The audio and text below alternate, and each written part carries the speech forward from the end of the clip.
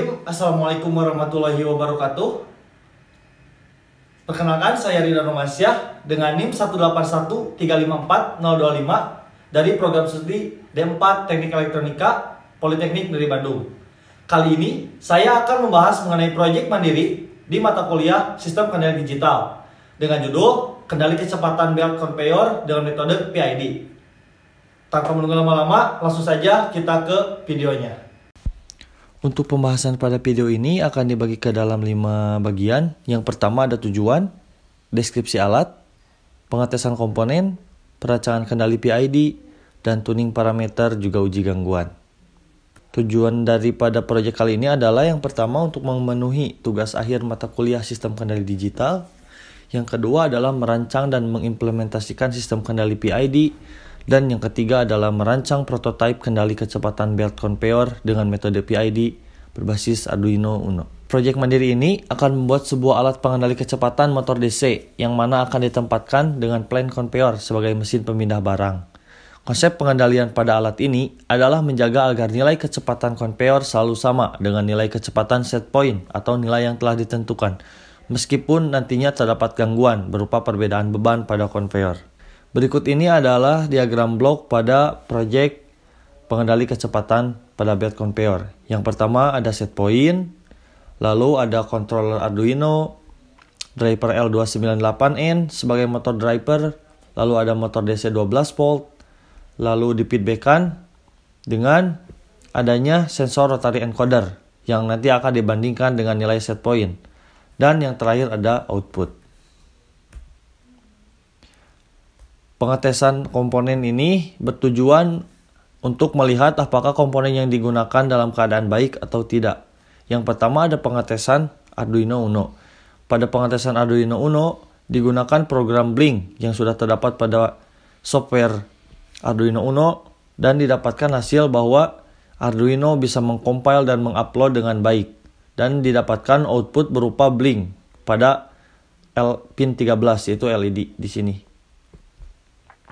Lalu selanjutnya ada pengetesan komponen yaitu motor DC yang mana bertujuan untuk mengatur PWM yang dihasilkan dari motor DC. Digunakan driver L298N tadi untuk mengatur output PWM agar bisa dikendalikan oleh potensiometer. Pengetesan sensor ini dilakukan untuk melihat apakah respons sensor baik atau tidak, dan didapatkan respons sensor masih banyak osilasi sehingga dilakukan proses filter. Proses filter ini dilakukan dengan melihat periode pada respons sensor dan didapatkan periode gambar adalah 6, waktu gambar adalah 1309 dan waktu stopwatch dari awal sini sampai ujung sini adalah 360 detik. Lalu digunakan perbandingan seperti pada gambar, yaitu periode asli adalah periode gambar yang dikali dengan waktu stopwatch dibagi dengan waktu gambar. Dan didapatkan periode asli adalah 1,65. Lalu ada frekuensi. Frekuensi merupakan kebalikan dari periode. Sehingga untuk mencari frekuensi adalah 1 per T. Di mana T yang tadi adalah 1,65. Sehingga didapatkan frekuensi 0,61 Hz. Frekuensi ini diubah ke satuan radian menjadi 3,831. Lalu akan dipilih frekuensi cut off dengan menggeser 2 dekade menjadi 0,0383. Ini merupakan respon hasil filter dan respon tanpa filter. Dapat dilihat perbandingannya sangat jauh, di mana respon tanpa filter sangat berosilasi, namun respon dengan filter sudah halus. Selanjutnya ada perancangan kendali PID dilakukan dengan metode Ziegler-Nichols 2. Yang mana menggunakan KCR dan PCR. PCR sendiri adalah periode ketika respon berosilasi dengan sempurna. Sedangkan KCR adalah nilai KP yang membuat respon berosilasi dengan sempurna. Didapatkan nilai KCR 123 dan periodenya adalah 24. Dilakukan perhitungan perbandingan untuk mendapatkan sinyal PCR asli. Dan didapatkan sinyal PCR asli adalah 0,913. Selanjutnya adalah penentuan parameter PID menggunakan KCR dan PCR tadi. Untuk nilai KP adalah 0,6 KCR, TI adalah 0,5 PCR dan untuk nilai TD adalah 0,125 PCR. Ini merupakan realisasi hasil desain ZN2 sebelum dituning ya. Didapatkan overshoot yang sangat besar yaitu 79,5%, rise time 1,42 detik, error steady state-nya 91 rpm, dan settling time-nya 8,5 detik. Lalu dilakukan tuning untuk memperbaiki respon dan didapatkan parameter hasil tuningnya adalah menggunakan KP 1,5, TI 3,25, TD 0,0002.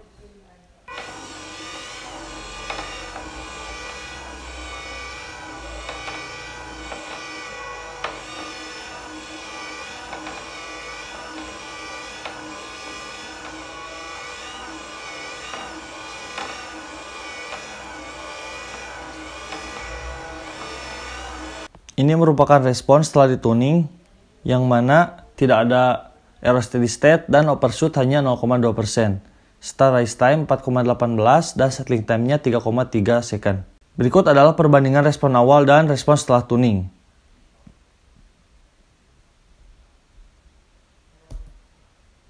Lalu selanjutnya ada uji gangguan, berikut adalah videonya.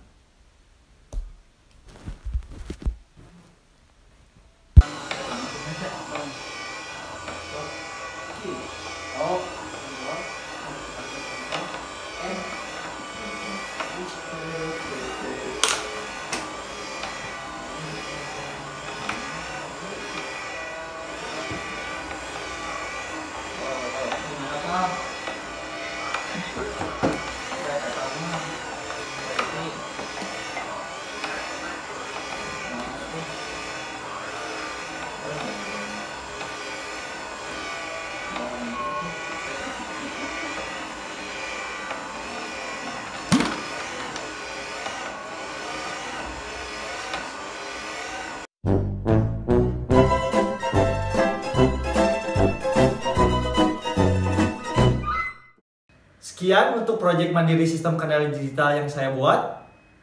Terima kasih saya ucapkan kepada dosen pengampu Bapak Perionika, serta tak lupa terima kasih juga saya ucapkan kepada teman-teman yang telah mendukung dalam pembuatan proyek mandiri kali ini. Terima kasih, sampai jumpa di proyek-proyek selanjutnya. Wassalamualaikum warahmatullahi wabarakatuh.